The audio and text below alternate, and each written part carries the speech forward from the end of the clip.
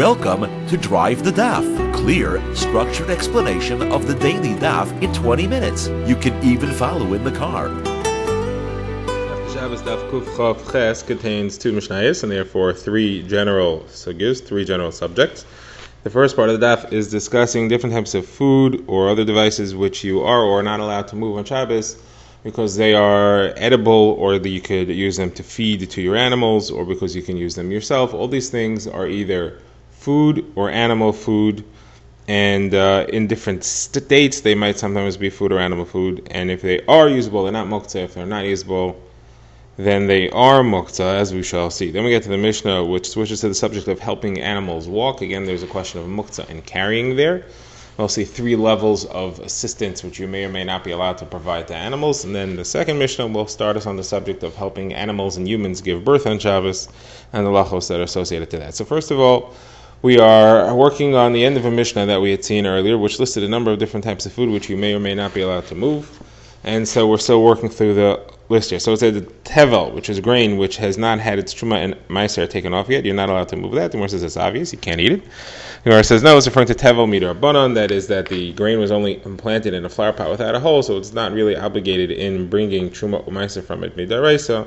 And the chiddush is that is still forbidden to move. Next thing on the list is meiser rishon, that you gave to the Levi but did not take truma from that meiser. The Gemara says this is referring to where the Levi was given from the pile of grain, and the Kayin was never given truma first. It was just given straight to the Levi. Now we had a discussion about this at the end of the last daf, and we had said that as long as the Levi received it from the stalks, it's okay. He doesn't have to give truma to the Kayin, Truma Gedela. However, the grain he does have to. So the reason why this is listed here is to teach you that since it was in the grain state when it was given to the Levi, he does have to give it, and we do not confuse grain and stalks, because the Torah says that you have to give the truma from your grain. It doesn't say from the stalks, like we saw earlier. Okay, the next thing on the list is Meiser Sheni, which was not redeemed. The Gemara says it's also obvious. The Gemara says no, it's referring to where it was redeemed and not redeemed properly.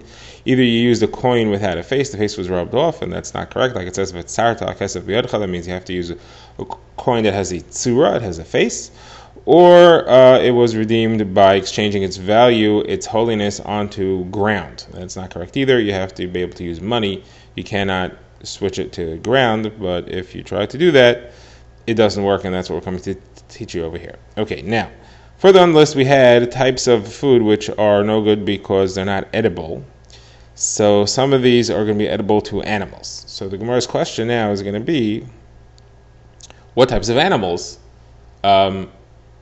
would their food, the food of what types of animals is considered to be not muktzah, so that you could say that I'm allowed to move it because I could feed it. What animals are considered relevant? So we had seen in the Mishnah, it seems only animals which you own or might own.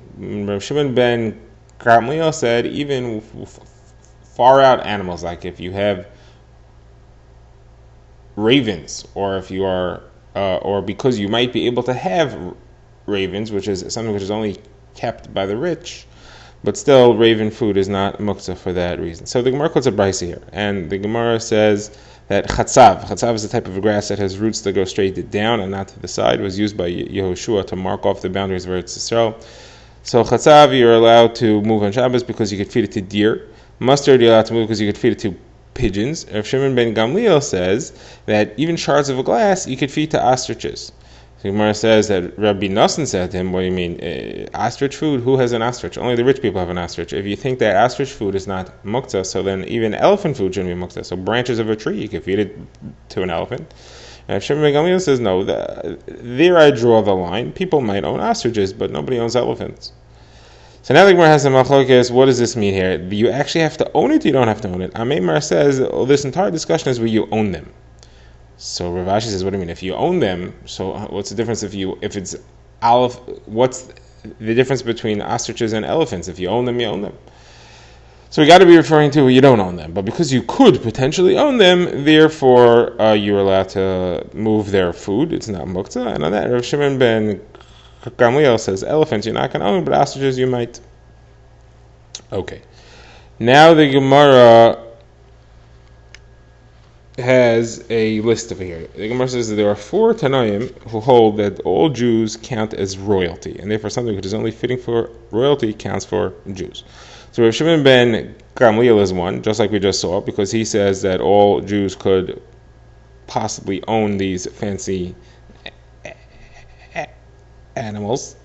Another one on the list is Rabbi Shimon, because we saw on the Kofir Aleph and the halachos of what oil you're allowed to use for treatment, and the halacha over there was you're only allowed to use something which you could use during the week. Rabbi Shimon said rose oil you're allowed to use, even though only the rich and the royals use rose oil during the week, even just to rub on the skin, and not for healing purposes. Still, Rabbi Shimon says everybody's allowed to use rose oil because all Jews are considered royalty. And the next on the list is Rabbi Shmuel and Rabbi Akiva, because we have a brisa where they too say that if somebody owes money, so you're allowed to take away some of his belongings in order to pay the loan, but you can't take his clothing. Now, what if he has clothing which is worth like $1,000? So you could say to him, listen, I can't take your clothing away, but I could say switch that, sell that for something that's worth $5, and then you'll be able to use the money to pay me. So that's what the Tanakhama holds. But Rabbi Shmuel and Rabbi Akiva say no, everybody has a right to wear whatever fancy clothing they want because all Jews count as royalty, and therefore we see that halacha, that they also hold that all Jews count as royalty. We quote a brisa which discusses various types of branches and reeds, when they are muktzah and when they are not. The Gemara says as follows: the brisa says if you have a bundle of straw or branches or reeds called zradim, so if you set them aside to be animal food, you're allowed to move them on Shabbos. You need them to feed your animals, but if they're not set aside as animal food, then they're muktzah. Rav Shimon ben Gamliel says it has to be small, because if it's too big for you to be able to carry with one hand, then it's too much exertion, it's too much tircha to move it, and it would be forbidden to do that. Next on the list here is types of grains called sia, eziv, and karanis. The Gemara is going to explain what these are. They are apparently edible. People don't usually eat them, but they technically could eat them. They could also be used as firewood, and they could also be used as animal food. So what's the halacha of these things? So the Gemara says, shouldn't use them, you should not touch them on Shabbos because they're generally assumed to be firewood. If, however, you brought them into your house with intent to use them for animal food, then it's not muktzah, you're allowed to. You're even allowed to eat them on your own. You could break off a piece and eat them, just don't break them off with any kli, any saw or something. Break it off by hand, don't do it in the normal way. Okay, next on the list is types of grains that come in a shell. So the way usually you get the shell off is you beat them or you rub them between the palms of your hands. So how are you allowed to get the shells off on Shabbos? So Rabbi Huda says you're allowed to use a kli, just don't do a lot at a time. That's how it's different than your usual manner. Just do a small amount. And the Chachamim say no, you have to use the tips of your fingers. You can't use the palm of your hand, and you also have to be careful not to do a lot of these things at a time in order to not do it the same way that you do it in the weekdays. Now, something called amisa and something called fegum. So Gemara says, and the other spices. So the same applies to removing them from their shells, which are removed in the same way. Now the Gemara wants to define a lot of the things that we had here on the list. The Gemara says amisa is mint, sia, which we had on the list earlier in the brisa, the Gemara calls tzasrei. Rashi gives a French word for it. Azov, the Gemara says that is hyssop. And karanis, the Gemara says is karanis, there's no other name for it. The Gemara says that's not true. It was once a story of somebody who was selling karanis, and he was actually selling chashay. The Gemara says, okay, you're right. So karanis is called chashay, and therefore we'll put that in the list. Now we have karanis is identified as chashay. The Gemara now moves on to discuss the types of raw meat. Raw meat could be either salted or unsalted. If it's salted, it's generally edible. If it's unsalted, so usually you can't eat it. It's too tough. But some types of animals might be edible if it's very soft meat. Even though it's raw, you could eat it technically. So therefore it wouldn't be muktzah. So the Gemara begins and says as follows: salted meat is not muktzah. You could eat that raw. As far as unsalted meats, Machlokas Rav Huna and Rav Chizda, it seems like they both agree it's not edible, but Rav Huna says that it's not muktzah because Rav Huna doesn't hold of muktzah. He holds like Rabbi Shimon. And Rav Chizda says, no, it's muktzah, he holds like Rabbi Huda. So the Gemara says, what do you mean by I have proofs the other way? I have proofs that Rav Huna holds like Rav Yehuda and Rav Chizda holds like Rabbi Shimon. First of all, Rav Huna holds like Rabbi Yehuda, I'll prove to you, because he was a Talmud of Rav, and Rav holds like Rabbi Yehuda.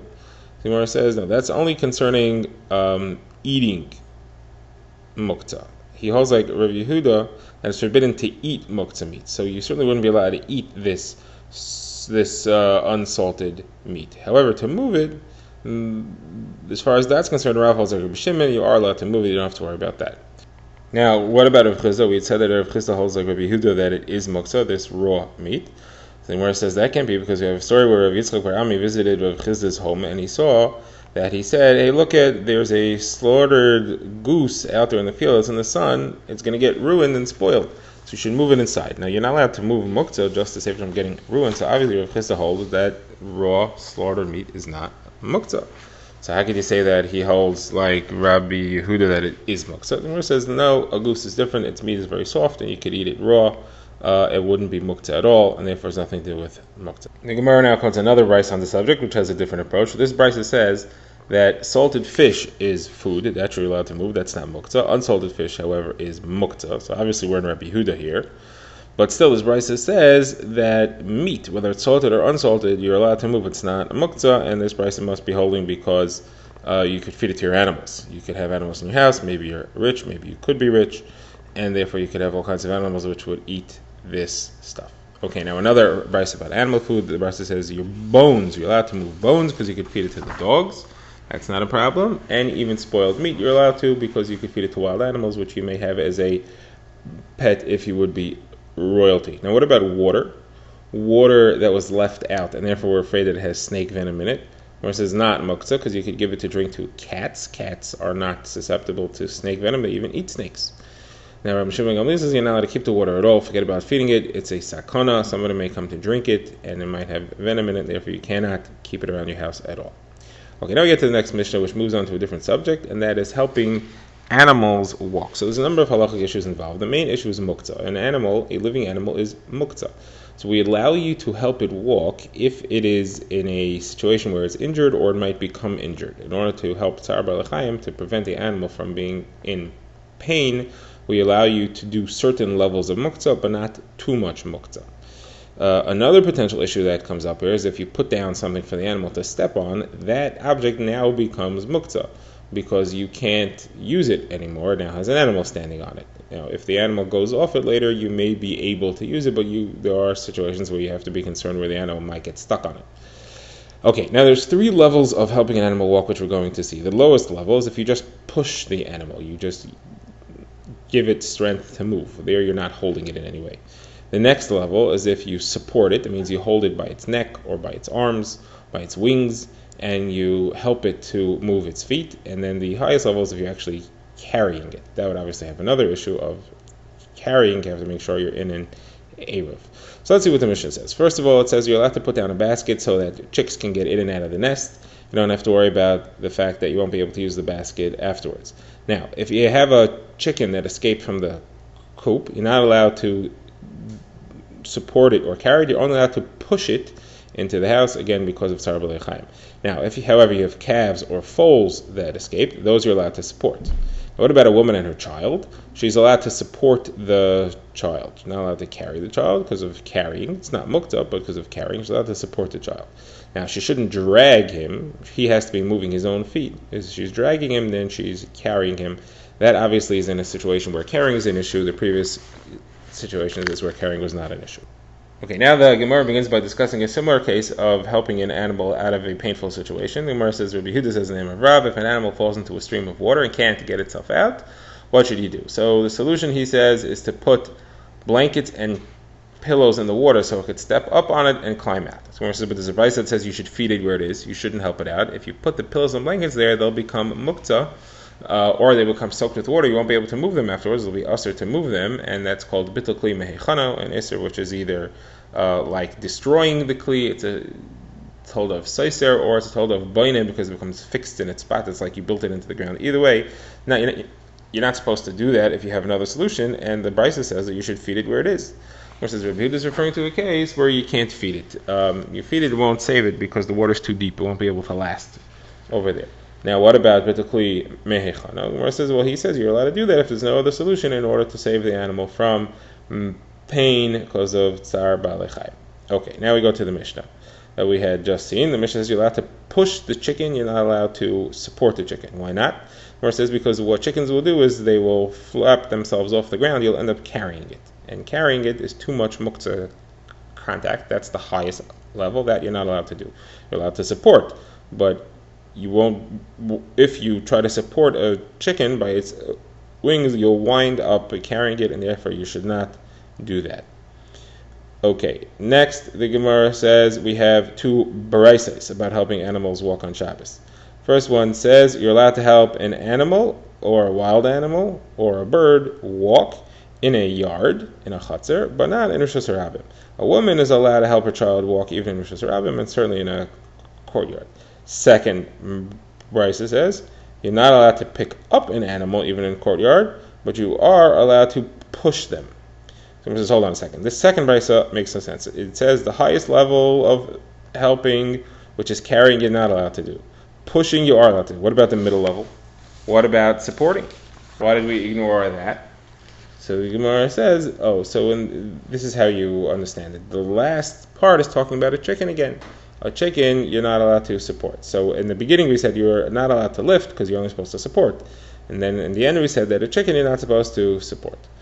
Okay, once we're on the subject, Abai says, by the way, when you slaughter a chicken, you have to be careful either to hold it suspended in the air or to press its legs firmly into the ground. Don't let it get within swiping distance of the ground because it'll try to plant its claws in the ground and pull away from you, and it'll end up ripping its own simanim, the tubes that you slaughtered, and therefore it'll become a pasul shchita, an invalid slaughtering. We don't want that to happen.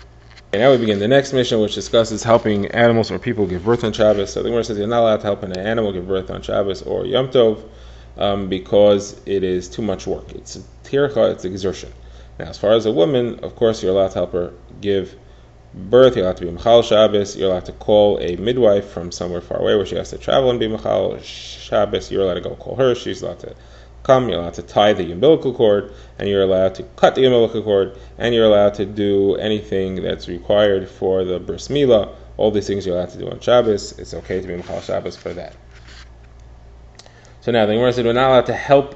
We're not allowed to deliver an animal on Shabbos, but we are allowed to help it give birth. What kind of helping are you allowed to do? So Yehuda says you're allowed to catch the child as it comes out, and Rav Nachman says you're allowed to squeeze the mother's sides to help it push the animal out. Similarly, the Gemara has a brisa that says you're allowed to help an animal give birth on Shabbos. You're not allowed to actually birth it, but you're allowed to help it, and says you're allowed to catch the animal so that it shouldn't fall to the ground. You're allowed to blow the mucus out of its nose so that it could breathe, and you're allowed to place the mother's udder into its mouth so that it should be able to nurse. Now, what happens sometimes when an animal gives birth? The mother rejects the child, and it doesn't want to feed it. So Shimon ben Gamliel said, if it's a kosher animal, then you're allowed to make the mother feed the child and stop rejecting it. How do you do that? So Abai says you take a lump of salt and you stick it in the womb. That makes the mother feel the pain of the birth again, and then it'll have its love for its child renewed. Or you take the placenta and you soak it in water and pour the water on the child, on the baby, so that the mother will smell it and it'll feel bad for it and it'll feed it. And then the Gemara says this is only on kosher animals, but not about non-kosher animals. What's the reason? Because non-kosher animals don't usually reject their offspring, and even if they do, they will eventually come back to it on their own. You do not have to help it, and therefore you don't have to get involved. Okay, now the Gemara goes to halachos of helping a woman give birth on Shabbos. So we said we're allowed to go call a midwife, and then we said you're allowed to be Machal Shabbos. What are we adding? What else are you allowed to do to be Machal Shabbos? So Gemara says, so you're allowed to light a lamp for her. And if she needs oil, so you're allowed to bring her oil through Rosh Hashanah. Now you're supposed to try to do a shooting if you could. So try to hold the oil in your hand, just cupped in the palm of your hand if she could. If that's not enough oil, then a woman should soak her hair full of oil, carry it that way, and then squeeze it out of her hair to the laboring mother. And if that's still not enough, then she can just carry it clear the way you're supposed to. It's Chil Shabbos, but you got to do what you got to do. So the Gemara says, hold on a second. I asked you what you're allowed to do. What are you adding that you're allowed to do? You said to light a lamp. That's obvious. Listen, if she needs the light, so then you're allowed to. It's a case of risk of life, and if she doesn't need the lamp, so then why should you be allowed to? So the Gemara says, no, it's referring to a case where the woman's blind, so she doesn't need the light, but she feels better in her mind knowing that there's a light there and her friend who's there to help her will be able to see her. That mild assistance, the fact that she feels better, you're allowed to do that. That's also significant and can help save her life. Okay, now the Gemara discusses the oil. So you said you should bring the oil in her hand or in her hair or in a cleave. Gemara says, how could you bring it in her hair? She's going to have to squeeze it out of her hair when she arrives. That's a violation of Shabbos itself, squeezing out of hair. Gemara says, this is Rabbi and Rav Yosef who say that you're allowed to squeeze out of hair on Shabbos. The oil is not soaked into the hair, it's trapped between the fibers. And that's not called squeezing. You're allowed to squeeze things out of hair on Shabbos. It's not a problem. Rav Ashi says, no, we're not talking about where it's soaked into the hair. We are talking about where she tied a cup of oil to her hair. And therefore, there's no problem with squeezing. It's not soaked into the hair. But still, you should try to tie it to the hair in order to prevent having to do too much malacha. Drive the Daf is a project of the Grand Woodlands Shul and is presented by Rabbi Yitzchak Landa. Find us on YouTube or subscribe to daily emails by emailing drivethedaf@gmail.com.